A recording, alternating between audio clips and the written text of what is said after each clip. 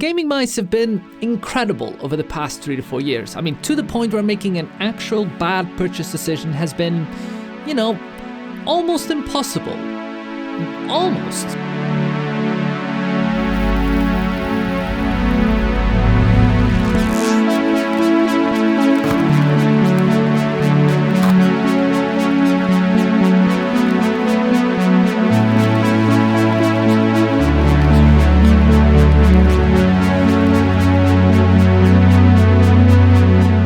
When a brand I've never heard of called Marvo wanted me to check out this similar shape, you know, but it's a translucent, customizable, because you can replace certain things, wireless gaming mouse, I was intrigued. Keep in mind that yes, they did send me this copy of the mouse to make this video, but that does in no way affect what I have to say, and boy do I have some interesting things to say about this mouse. But first, you know, let's give it a fair shot. Let's talk about everything that it does well, and then we'll get on to the interesting things later on in the video.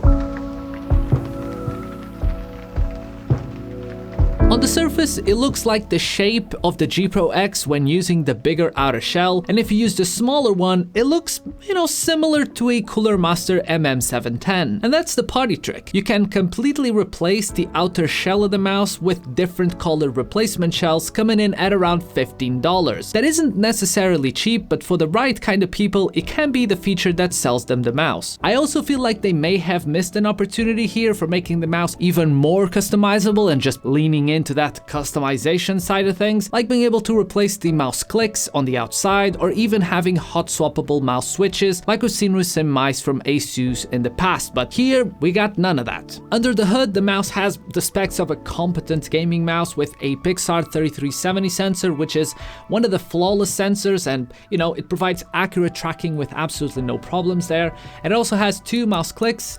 There are Omron 50M switches, which, you know, they're clicky, they feel good, they're fast, and, you know, no complaints there without ever being overly loud.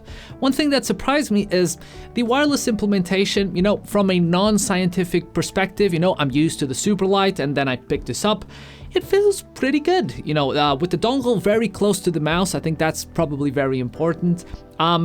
No complaints there, absolutely nothing, which was one thing that in the past was completely impossible to get a third-party, you know, mouse maker that, you know, isn't really Razer or Logitech or anything, make a wireless mouse that functions wirelessly, pretty well. You can also use it via Bluetooth and use the toggle on the bottom of the mouse to switch between modes, which is a nice bonus if you plan to use the mouse for both work and play with 2 different machines. And I could do most of my normal aim training scenarios with around 80 to 90% of my usual best score with the G Pro X Superlight, and at the end of the day, I can definitely see how some people, you know, might just be fine with using this Marvo Fit Pro as their daily. It has a USB-C port, which is a pretty nice thing to have, and for the most part, you can avoid using the software completely and just keep the ability of switching between DPI profiles and RGB with just toggles on the mouse. I mostly tested the battery life with the RGB on, and it's definitely good enough. Nothing remotely close to the multiple weeks I get on my Superlight, but it's definitely not a problem for daily use, as I didn't even have to charge it once during my 5 days of testing. So I expect around 7 days of battery life without any issues. And honestly, that's pretty much where the good things that I have to say about the mouse end. So if you're looking for something that looks a little out of the box, a little unique without being too crazy, and that don't compromise on anything majorly critical, even though we compromise on a couple things that I'm gonna tell you in a little bit, you know, it's fine.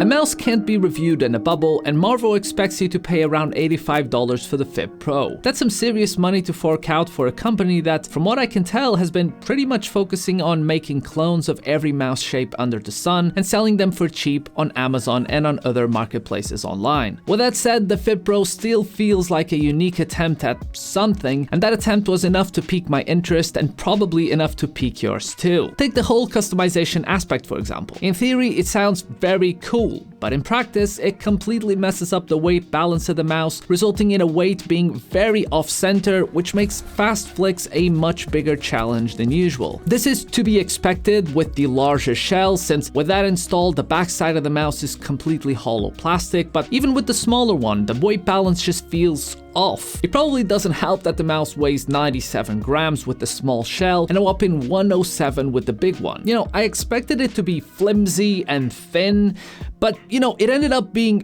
quite sturdy. Even without a mouse inside, you can't really flex it too much, so it's definitely well built, but at the same time, this entire package is just way too heavy, and in my opinion, no gaming mouse should come out in 2022 being over 70 to 80 grams. I mean, I think 80 is as high as you want to go, so, I mean, even the mouse like this, without any shell, it's still, if you hold it, by the middle, it still just flops, so it's I don't know, the weight balance is a major issue for me. Also, the PTFE feet are just not good. I mean, they're way too thin, which makes the glide of the mouse extra harsh on a hybrid pad like the Razer Strider, for example. But more shocking than that, the customizable shell ends up scraping against the pad because of the way it attaches to the base.